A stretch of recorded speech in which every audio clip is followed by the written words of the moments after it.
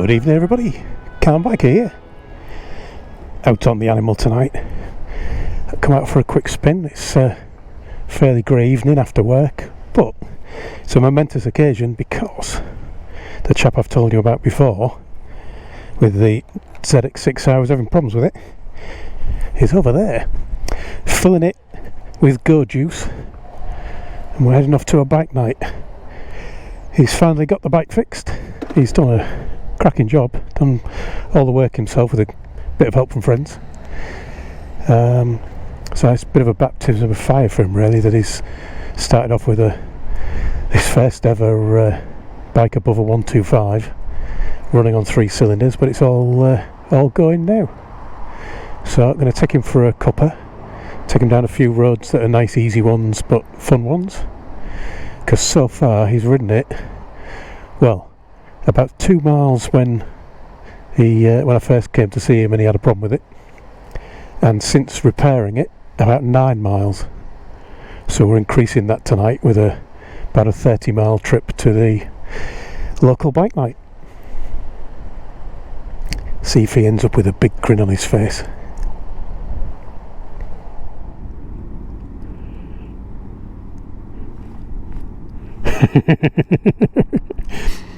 He was following me down, and when I got here I said, you might want to turn your lights on because we can't see you. I was slightly worried that maybe they weren't going to work.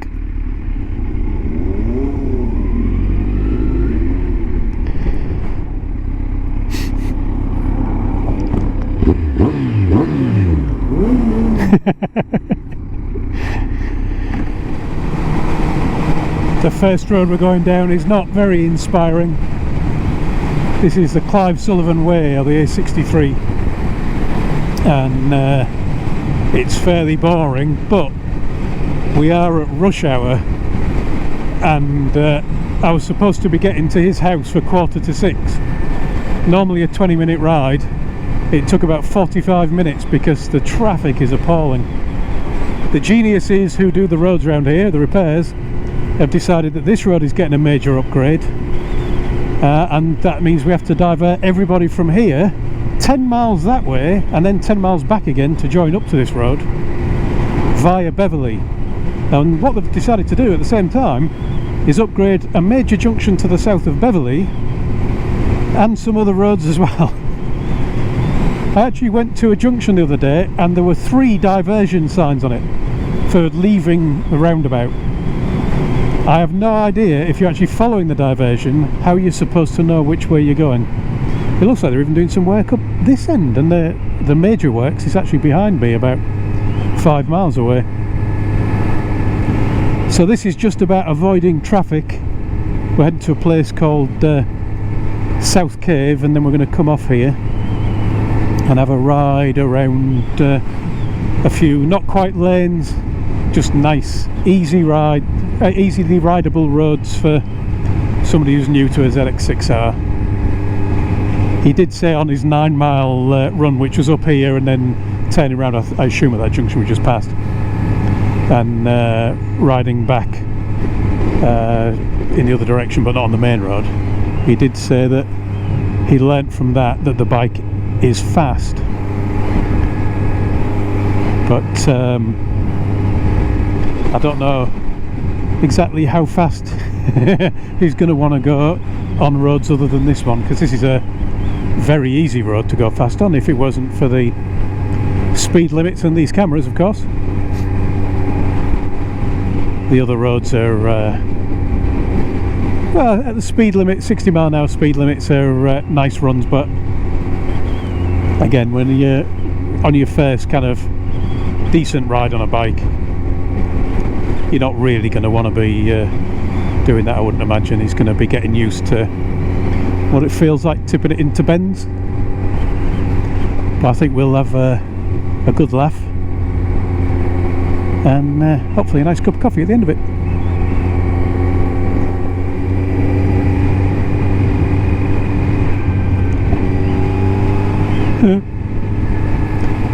Squirrel had a death wish. I don't know how many miles I've been on this now with the 40-mile-an-hour limit, but there are no roadworks, and it's been quite some miles Speed restriction is in place for your safety and boredom.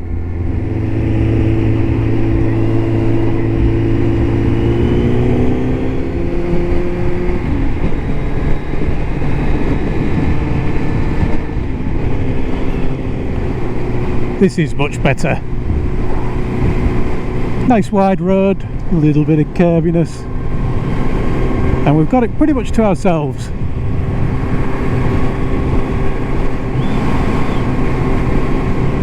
I'm trying to remember what it was like when I first got my XJ6,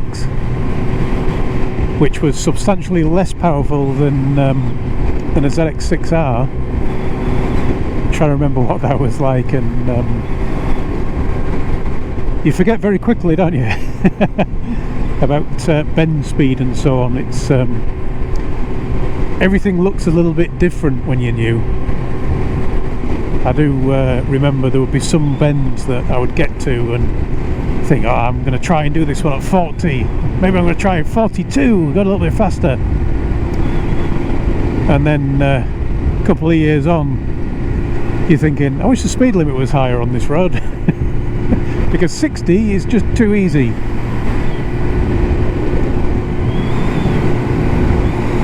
But what I don't want to do is rush ahead and put pressure on him to go faster than he's comfortable with. He's done his test, and we've already doubled or more the mileage he's done on that bike. But you know, he's probably up to his test, which he did over, I think only over a few days. It was very fast, one of these compressed courses, and that was quite some time ago, because it's taken him a while to actually get the bike going. Obviously he's got a 125 he pulls around on as well, but yeah, I think he must be all of 25 miles done on that bike. So I don't want to put any pressure on him to go too fast and scare himself or have an accident, because I might get to where we're going and he might say, why are you going so slow?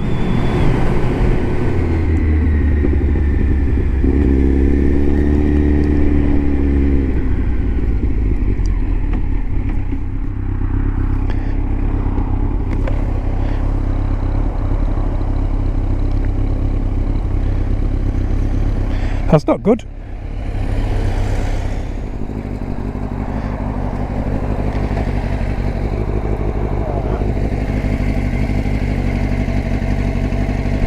The screw's still there, but what does it screw to? He's not the luckiest man when it comes to bikes, but it's still running. Okay. I was just talking to the camera. No, actually talking earlier, you're going like that. That's what you call an emergency repair, otherwise known as yank it off. Practice your manoeuvre.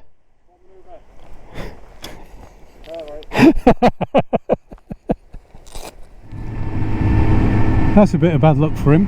I actually pulled over just to check he was happy with the pace, and as he pulled up, I realised his indicator had fallen off. Don't know, it wasn't like that when we set off, so I don't know if he's clipped a bird or something, I don't know. Unfortunate. Something else for him to repair. He's going to be very good at repairing bikes. He's already done things to repair the bike that I've never done. I'll be going round to him and asking for tips.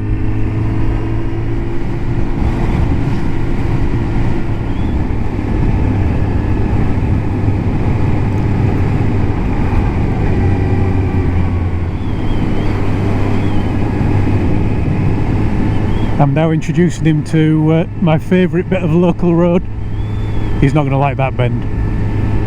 There's something about that bend that makes it look like it's much, much, much slower than it really is. And there's a weird patch on the road that looks like road damage, but isn't. It's just a weird patch. And it bounces your bike a little bit, but not enough to unsettle it. But definitely when I was new to riding, it was enough to unsettle me. It does look like they've been doing a bit of resurfacing down here though.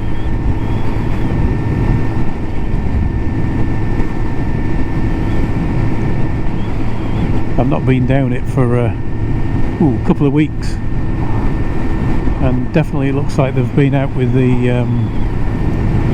top dressing,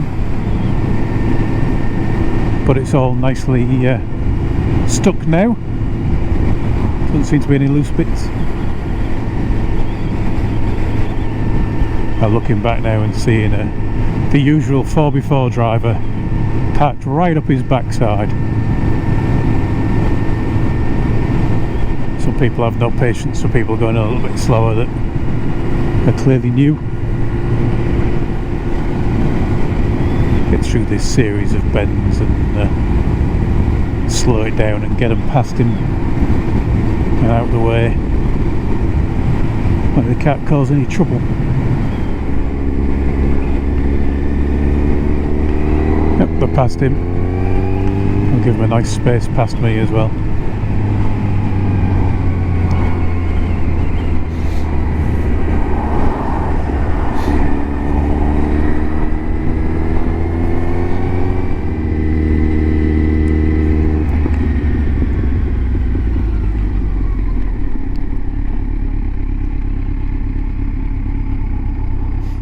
Yeah. Might be a new cafe. What's it called? The Old Cog and Sprocket. Well, the Old Cog and Sprocket is clearly got to be for us, hasn't it? So I think I'll wrap this one up. Nice little ride. New cafe. And most of the bike got here intact. Hey! Thanks for watching, everyone. Ride safe. And I'll talk to you all again soon.